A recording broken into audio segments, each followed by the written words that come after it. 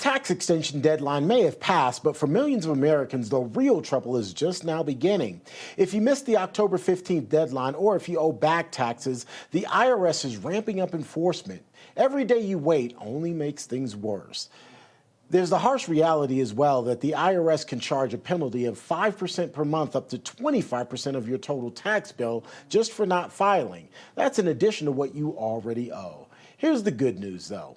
There's still time for Tax Network USA to help. If you're self-employed or a business owner, even if your books are a mess, they've got you covered. Tax Network USA specializes in resolving financial chaos and getting you back on track fast. With tools like property seizures, bank levies, and wage garnishments, the IRS is applying pressure at levels that we haven't seen in years. It's not too late, though, to regain control. Your consultation is 100% free, and in one short phone call and just a few simple questions, the experts at Tax Network USA can determine how much you can save. Call 800-905-8000 or visit tnusa.com/RAV. Let Tax Network USA help before the IRS makes the next move.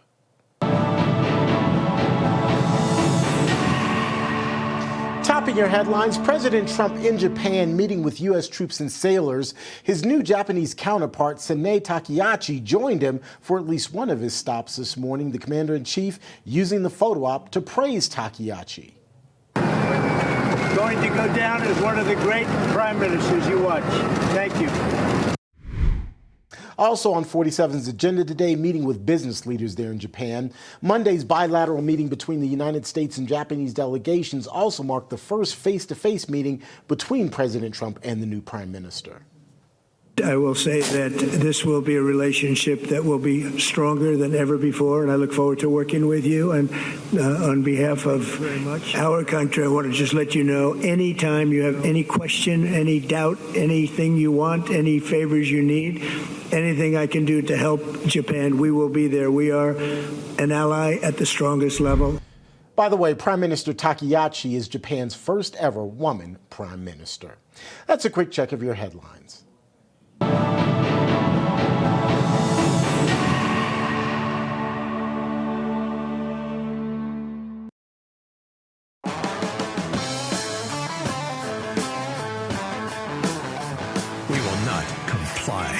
You're listening to the sound of freedom.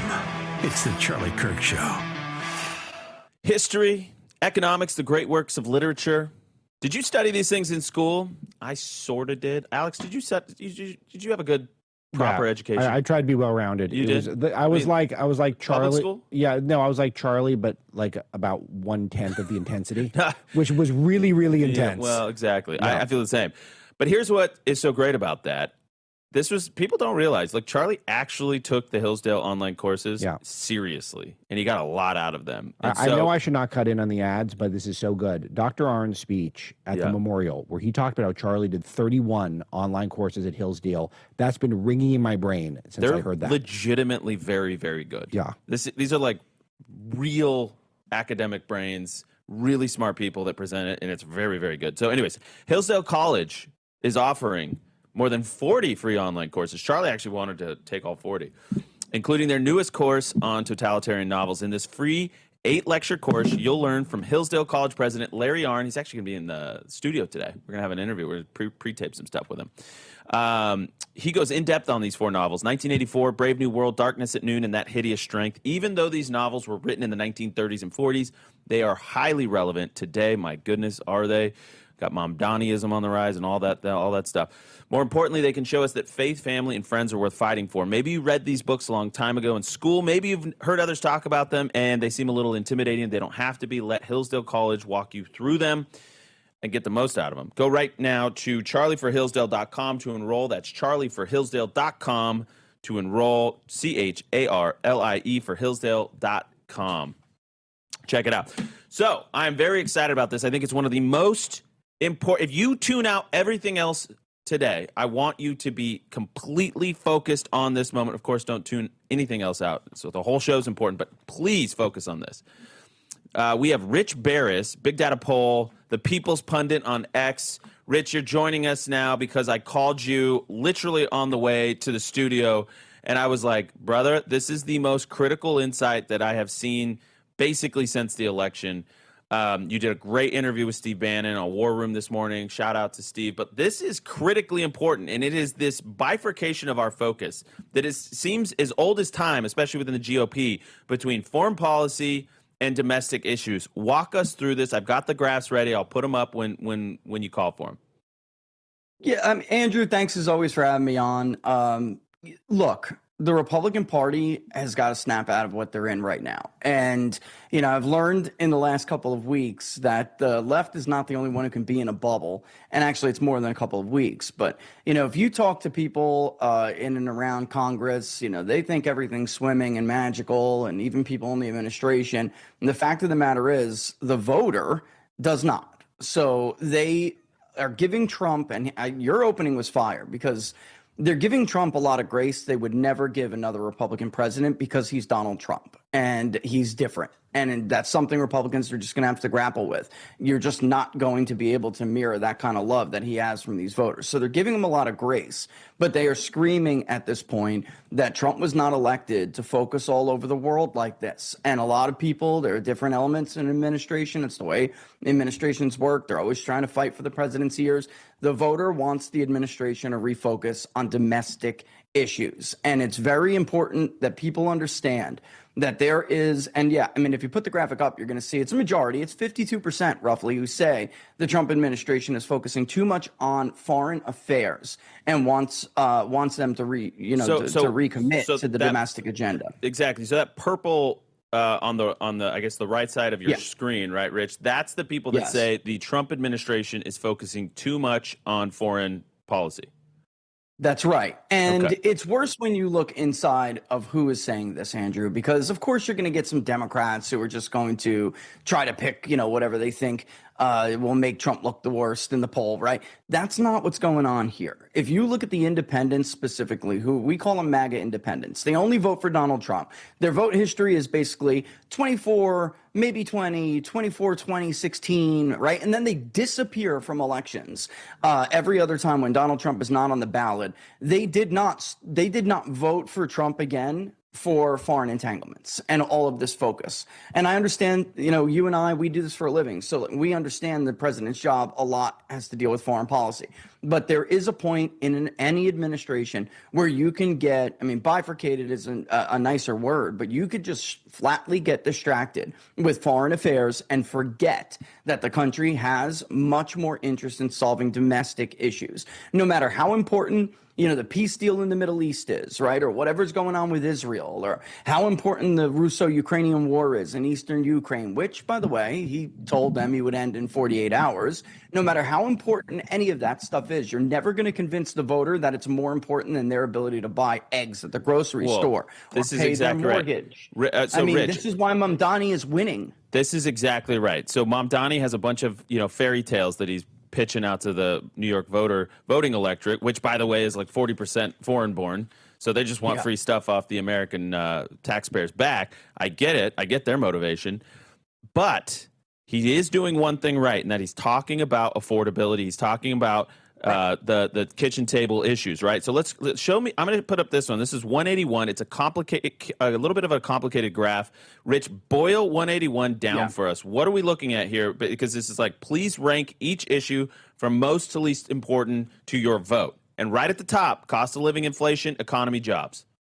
Way ahead, Andrew, way ahead. So this is called rank distribution. And we'll do this when we identify the top 10 issues that people are telling us about. We'll tell them to rank them. And the reason we do this, instead of just giving what most pollsters do, a multiple choice response, they'll have to pick their number one and that's it. Maybe the economy or inflation comes in at like 25%. The economy comes in at 20, right? That doesn't give you as much insight as a rank distribution does. So what we're telling them to do is rank it, like you said, from most to least important, 1 through 10.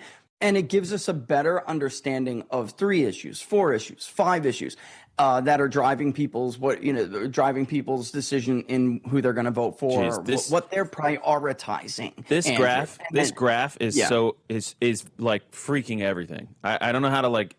It's so critically important. The top 5 issues: cost of living, inflation, economy, jobs. Number 3, healthcare, Obamacare. Number 4, crime and safety. Number 5, immigration, border, and security. Yeah. By the way, just one small pet peeve that I have with immigration and border security is that when Joe Biden was president, it was a complete, chaos at the border, millions of people, these videos were going everywhere, and that was ranking almost as the top issue. As soon as President Trump fixes it, people forget about it and falls off the cliff. It's just a crazy issue like that. At least you know that. This is what I've been trying to explain to people. It happened in Trump 1.0. It happened in Trump 1.0. He got zero credit when it came to 2020 for that because he largely taken care of it. It was still an issue more so than it is now. But the fact that he has been so it has been such a decisive and historic achievement on the border, our attention spans are so short that it goes away. It's like it didn't even happen.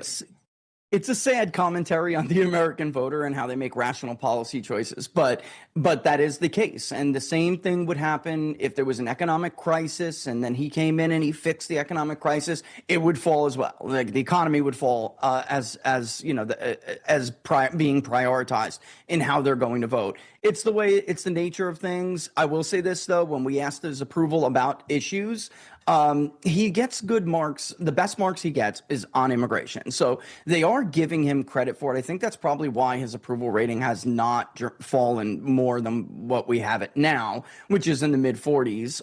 But he gets good marks on immigration. Then after that is foreign policy. But guys, if you look at the approval rating on inflation and cost of living, I'm going to say this. It doesn't give me any pleasure to say it, but it's true and I have to say it.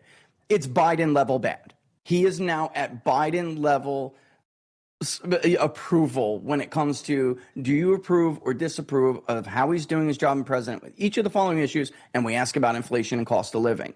It's abysmal. The numbers are horrible, Andrew.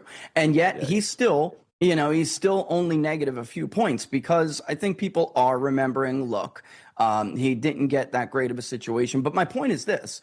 Now, and I started to, raise this flag when everything started with the bombing of Iran.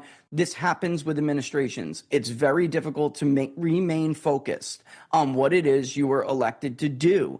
And let me put it this way. People, especially these MAGA only or Trump or bust voters, we'll call them sometimes, they believe that Donald Trump being reelected is literally this country's last chance before we go past the point of no return. So we pass the event horizon with the debt, or we pass the event horizon with immigration, or we pass the event horizon with just so many other problems that we have in this society. We simply cannot correct them. So it's not that they didn't support, the getting rid of Iran's nuclear weapons. It doesn't have to be one or the other. The issue for them is, what about us? Do we or do we not come first? Like you're saying is literally America first. And yet their last chance, they feel, is being gobbled up by the interests of other people and other nations. So Rich, if they don't refocus, Andrew, this is going to be bad. Blake and I were having this debate before we started the show, and I was like, well, the inflation is cooling. The numbers are cooling, the stock market, but people don't care about the stock market like they used to. Like Trump can't go around being like, oh, the market's up. Look at your 401k. It didn't work in 2020. He talked nonstop about the stock market. People don't own much in stocks. Yeah, no, absolutely. So what's the answer then? So inflation is cooling, but he's still getting clobbered on cost of living and inflation. So As I tried, I think, to explain 1 minute over here, the Rich. weekend. Yeah, is that it's some of this, I think a lot of this is just about optics, right? So, and if you look at the White House schedule since, you can go back to that conflict, that military exercise, go and look at the White House schedule, Andrew, and you'll see that they're clearly prioritizing foreign over domestic. It's just true. So when the voters are yelling, in my ear about it, it's hard to argue with them. It's optics. What are you talking about every day? They repeatedly step on their own message and their own success. It's just the truth. You have to convince them that that's your main focus, even if you're gaining ground. You need them to know that you're focused on it. I think you're right. I think Trump is the expert of this. He could pivot quickly if this got through his head, because what you then start doing, you start commissioning obviously it would be the Hoover Dam, but something like that, some big, huge domestic, big what do they call it? The big, hairy, bold ideas or whatever, like these big, audacious ideas that only Trump could inspire people to believe was possible. Big, visual, landmark achievements that are here, that are monuments that work, that help make people's lives better. We got to come up with stuff like this to re-inspire the population. Rich, I'm going to keep you on just for a little bit.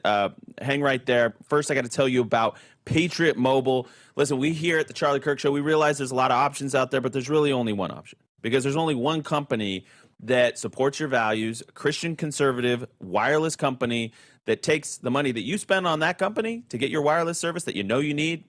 With the 3 major networks, by the way, no sacrificing of quality or service, but it takes that money, their profit, and then they're going to roll it into groups like Turning Point USA. They're going to support pro-life initiatives, pro-Second Amendment issues. They're going to support our first responders and our veterans. So that is Patriot Mobile. You got to go to patriotmobile.com/Charlie or call 972-PATRIOT. Make the switch today. Use promo code Charlie for a free month of service. patriotmobile.com/Charlie, patriotmobile.com/Charlie for a free month of service. You get to keep your phone, keep your number, or upgrade your phone. You can do that too, all with American-based customer service support. You're going to love it. patriotmobile.com/Charlie. More with Rich Baris in just a second. We'll be right back.